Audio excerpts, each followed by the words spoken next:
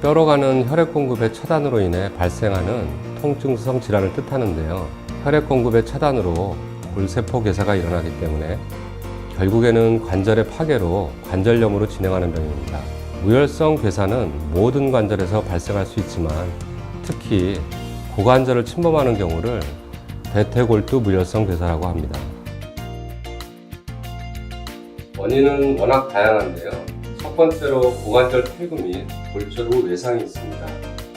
두 번째로는 혈액순환에 영향을 줄 수 있는 지나친 음주와 흡연이 있습니다. 세 번째로는 스테로이드를 줄 수 있는데요.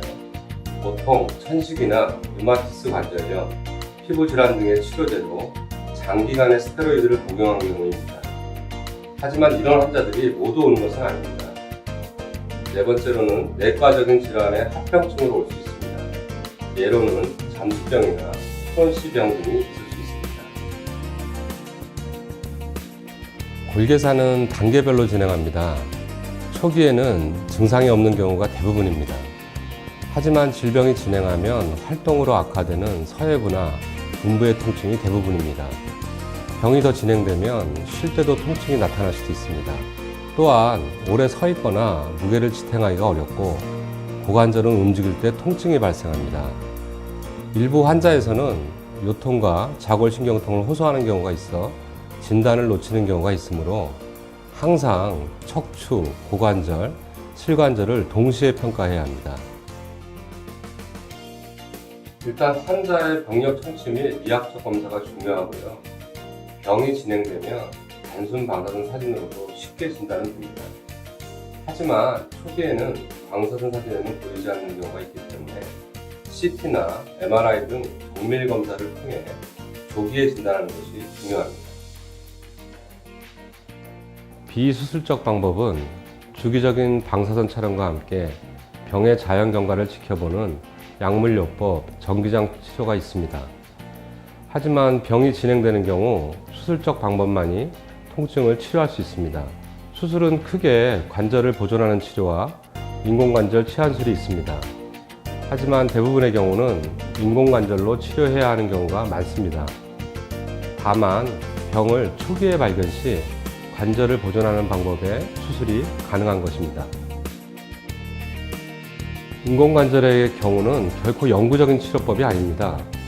대체로 인공관절의 수명은 20에서 25년 정도입니다. 시간이 지나면서 생기는 뼈와 삽입물 사이에 마모나 해리, 골용해 등에 의해서 그에 따른 재치환술이 필요하게 됩니다. 따라서 40, 50대에 수술을 하게 되면 한 번 더 재치환술이 필요한 게 아직까지의 의료적인 현실입니다. 아닙니다. 무혈성 괴사는 종양이나 균에 의한 감염이 아니므로 주변이나 인접장기로 퍼져나가지는 않습니다. 다만 인접한 골반의 비구 쪽으로 관절의 연골이 2차적으로 손상되는 병변을 만들 수는 있습니다. 이러한 경우 고관절 반치환술만 시행해야 될 환자가 전치환술을 해야 하는 경우가 있습니다. 아닙니다. 제일 중요한 것은 골괴사의 원인이 될 수 있는 요소를 피하셔야 합니다. 관절에 과도한 부하가 걸리지 않도록 하며 또한 적절한 운동을 하면서 3에서 6개월 정도 주기적인 방사선 촬영을 해야 합니다. 필요하면 약물요법이나 전자기장 치료를 시도해 볼 수 있습니다. 앞서 처음에 언급한 것처럼 원인이 되는 요인을 피해야 합니다. 특히 외상에 의한 골절과 탈구 등을 조심해야 할 것이고요. 치료제로서 과다한 스테로이드 복용은 피해야 할 것입니다. 또한 흡연이나 과도한 음주도 이 병의 원인으로 추정되므로 건강한 생활 습관을 갖도록 해야 할 것입니다. 아무튼 원인 없이 발생하는 서해부 통증이나 엉치 통증이 있으면 반드시 조기에 정형외과 전문의의 진료를 받을 것을 권하고 싶습니다.